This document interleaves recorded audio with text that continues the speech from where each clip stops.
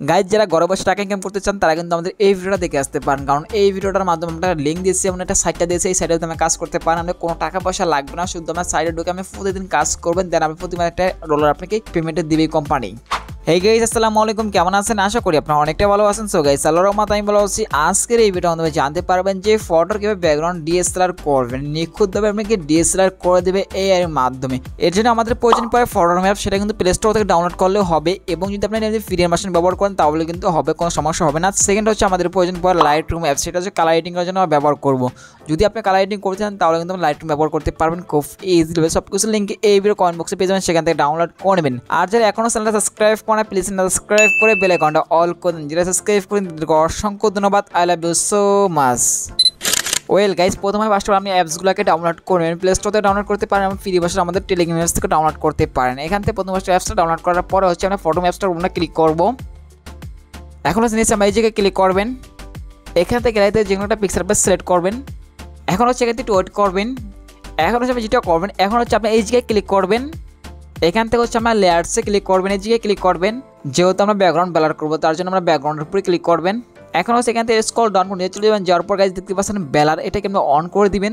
Guys এখানে অনেকগুলো category আপনি পেয়ে যাবেন, এখান থেকে যে কোনো ক্যাটাগরি ইউজ করতে পারবেন খুব ইজিলি। সো গাইজ এখানে আমি যে কোনো একটা ক্যাটাগরি ইউজ করতেছি। নিচ থেকে আমরা ভলিউমটা বাড়িয়ে দিতে পারেন, এখানে ফটো যদি অ্যাডজাস্ট করে ভলিউমটা বাড়াবেন এবং কমিয়ে দিতে পারেন। দেওয়ার পর আমরা উপরে ডান আইকনে ক্লিক করে দিবেন। এখান থেকে এখন হচ্ছে আবার আমরা ব্যাকগ্রাউন্ডে ক্লিক করবেন, এখান থেকে স্ক্রল ডাউন নিয়ে চলে যাবেন, যাওয়ার পর এটার উপর আমরা ক্লিক করবো, এটাকে অন করে দিব। দেন এখান থেকে আমরা অনেকগুলো কালার পেয়ে যাবেন, এখানে কালারগুলো ইউজ করতে পারেন, যদি প্রয়োজন পরে এখান থেকে কালারগুলো ইউজ করতে পারবেন। আমরা উপরে ডান আইকনে ক্লিক করে দিবেন। অলরেডি গেছে আমাদের ফটোটা ব্যাকগ্রাউন্ডটা ডিএসএলআর করা কমপ্লিট। এখন হচ্ছে ফটো ডাউনলোড করার জন্য আমরা এই শেয়ার আইকনে ক্লিক করবেন।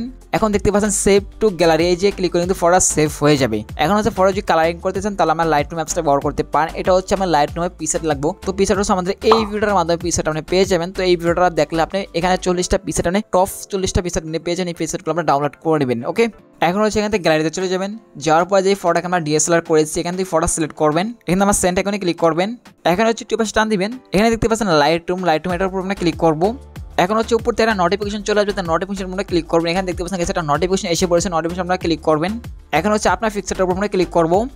এখন হচ্ছে আপনার পিকচারটাই ক্লিক করবেন। গাইস এখানে তো অনেকগুলো পিকচার আপনি পেয়ে যাবেন, এখানে যে কোনো একটা পিকচার আমি ইউজ করতেছি। গাইস আমি তো এই পিকচারটা ইউজ করতেছি, এখান থেকে হালকা আমি কমে দিতেছি, দেন এখান থেকে আমরা টিক মানে ক্লিক করে দিবেন। এখন হচ্ছে গাইস আমরা এখান থেকে অ্যাডজাস্ট করে নিব। এখন হচ্ছে আমি এডিটিং ক্লিক করবেন, এখান থেকে আমরা কালারে ক্লিক করবেন, উপর থেকে আমরা ম্যাক্সটে ক্লিক করবেন।